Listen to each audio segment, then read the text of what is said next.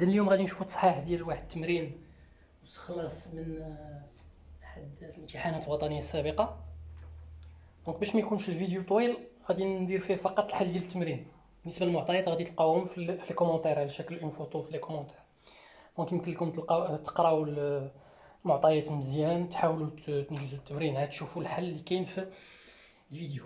اذا كما تشوفوا في المعطيات ديال التمرين، السؤال الاول اعطي التفسير الصبغي لنتيجه التزاوج الاول، ثم حدد نسب مختلف المظاهر الخارجيه المنتظره في الجيل اف 2 مستدلا بشبكه التزاوج.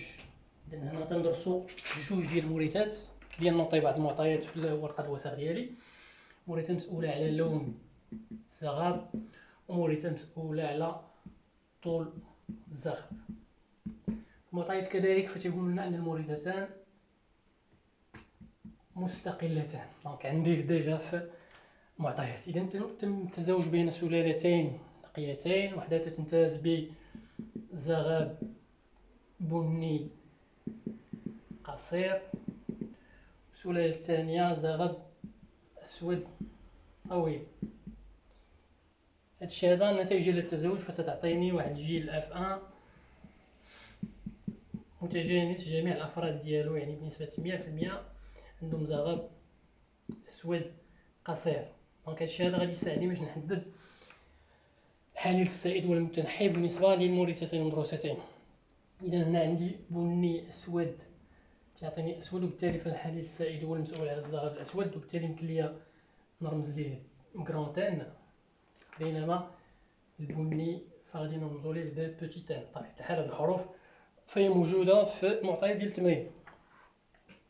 عندي هنا طويل قصير عطاتني في اف 1 قصير، اذا الحليل القصير هو يعني السائد، دونك غادي نرمزو ليه بغرانتيل. والزغب الطويل فهو متنحي غنرمز ليه ببوتيتان. دونك هادشي تنوطيه في ورقة الوثائق ديالي باش يساعدني على تحديد الحليل السائل والمتنحي وشنو هي الرموز التي سوف استعمل. دونك مباشرة غادي نعطيو الآن التفسير الصبغي للتزاوج. نتم بطبيعة الحال بالنمط الوراثي للأبوين. إذا أنا عندي مورثتين مستقلتين بالتالي يجب الفصل بين هاد الخطين. دونك الآخر ثم غادي نحدد الأمشاج. إذا أنا تنشوفو أن عندي نفس الحليل اللي هنا هي اللي هنا، دونك غادي يكون عندي 100% ديال الأمشاج على شكل كرونتيل بهذا الشكل. ثم بالنسبة للأب الآخر تكون عندي ان كرونتيل كذلك بنسبة 100%، لأن عندي أبوين سلالة نقية أي متشابهي الاقتران. دونك غادي نجمع الأمشاج في الإخصاب.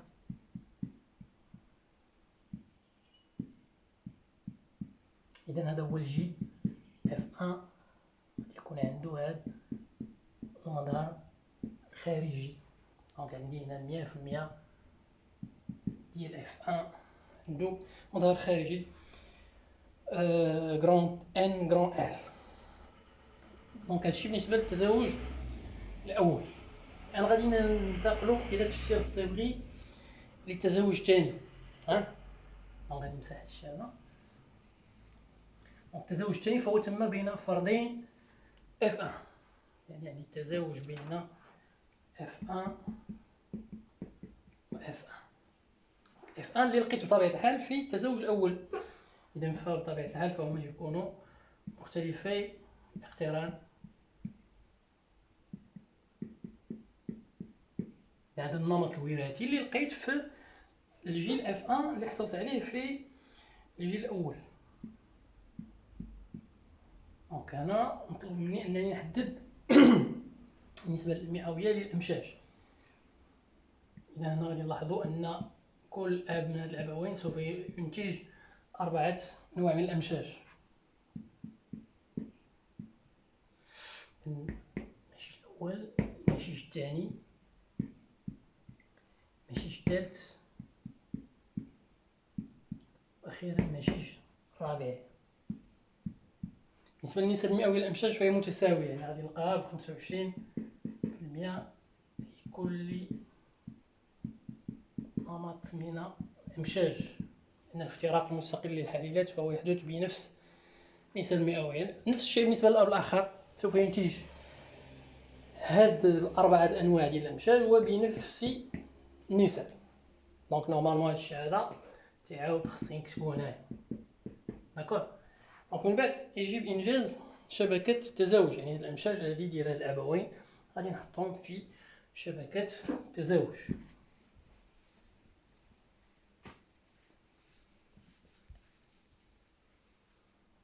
يعني شبكة التزاوج غتكون على الشكل التالي، يعني غيكون فيها 4 أنواع من الأمشاج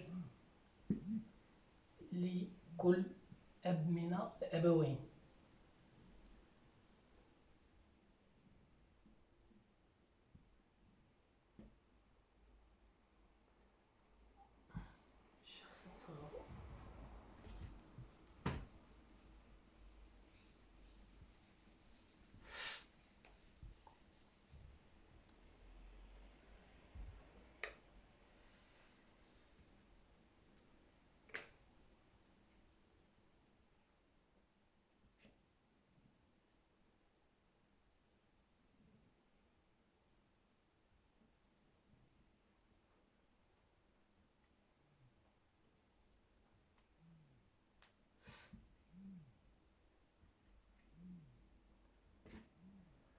إذا بالنسبة للأول N 25% دائما، ثم 25% petit n petit n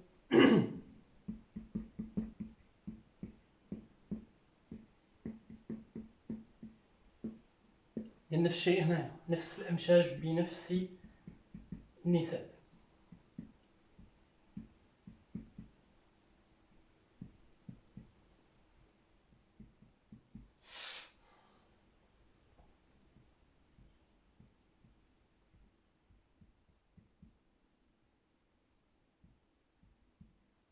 إذا هكذا غادي تكون عندنا يعني شبكة تزاوج.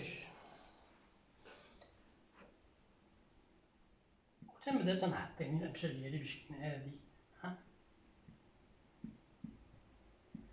هذا مع هذا، من بعد هذا مع هذا،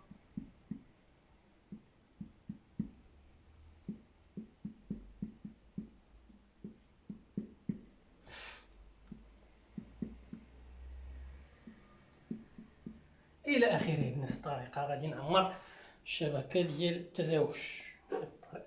الطريقة فهي بسيطة كما تشوفوا.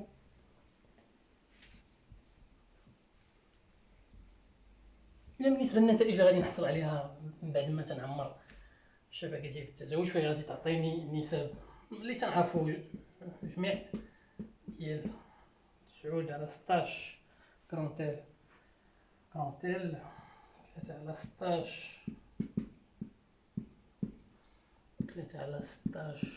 بوتيت ان كرونتيل، أخيرا 1/16.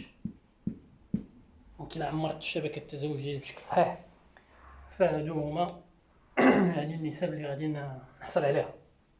يعني هكذا تنكونوا جاوبنا على السؤال الأول، يعني قمنا بإنجاز التفسير الصبغي للتزاوج الأول، حددنا النسب المئوية للأمشاج ديال الأبوين، ثم عطينا كذلك التفسير الصبغي للتزاوج الثاني اللي تم بين فردين F1 هجينين، وخرجنا يعني نتائج أو النسب التي سوف نحصل عليها في الجيل F2 بطبيعة الحال. إذن الآن غادي ننتقلوا للسؤال الثاني.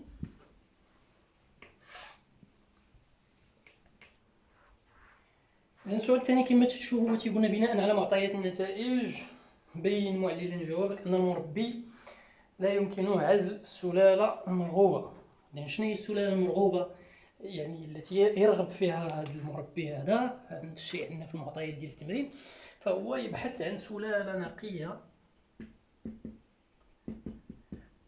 يعني متشابهة الاقتران اللي تكون تتمتاز ب يعني ذات لون أسود وزغب قصير. دونك بين معليا نجاوبك أن المربي لا يمكنه عزل هذه السلالة هذه انطلاقا من المظهر الخارجي فقط. دونك هاد السلالة هذه اللي عندها اللون أسود وزرق قصير، المظهر الخارجي ديالها بطبيعة الحال يكون هو هكا كرونتين برونتين. واقترح تزاوج يمكنه من عزل هذه السلالة مع تحديد نتائج متوقعة. إذن لماذا لا يمكن أننا نتأكد من أن السلالة أو الأفراد اللي عندهم هذا المظهر الخارجي، لماذا لا يمكن أن نتأكد من أنهم من سلالة نقية؟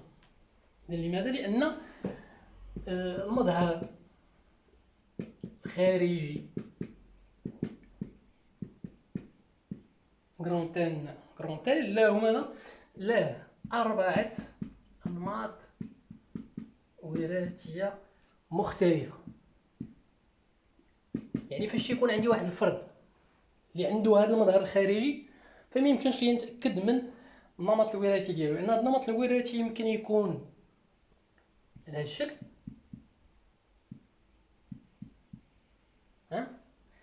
أو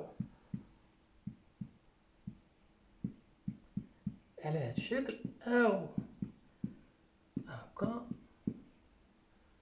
أو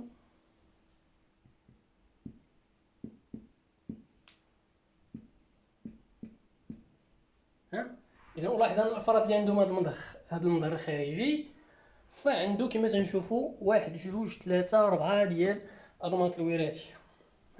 بالنسبة للمربي فهو يريد أن يكون هاد الأفراد هذو يكونوا من سلالة نقية، بمعنى خاص يكون عندهم هاد النمط الوراثي.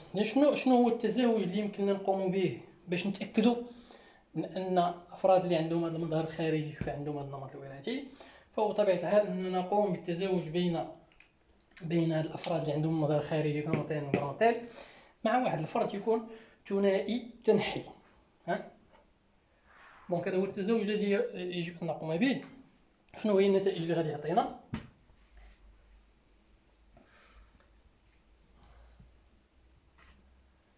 في هذه الحالة هذه غادي يكون عندنا كما قلنا فرد ثنائي التنحي، يعني عنده الحاليين متنحيين مع واحد الفرد اللي عنده المظهر الخارجي يعني المرغوب فيه. دونك هنا فاش يكون هاد الفرد من سلالة نقية فهو بطبيعة الحال غادي يكون متشابه الاقتران. عفوا هنا راه كرونتيل. هذا مادام ثنائي التنحي فنفس الشيء غادي يكون عنده هذا النمط الوراثي. هنا سوف يكون عندنا نوع واحد فقط من الأمشاج بنسبة 100%. نفس الشيء هنا إخصاب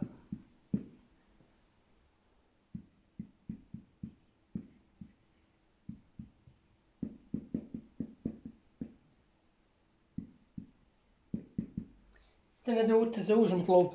يجب أن يكون عندنا تزاوج بين فرد يعني عنده هذا المظهر الخارجي مع فرد ثنائي التنحي.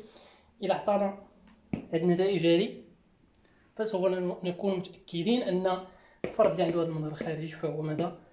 يعني من سلالة نقية. إذا هكذا تنكون نهينا هذا التمرين. التمرين عنده جزء ثاني يتمحور حول الجزء ديال الخبر الوراثي، سوف نقوم بتصحيحه في فيديو آخر. شكرا لكم على الانتباه.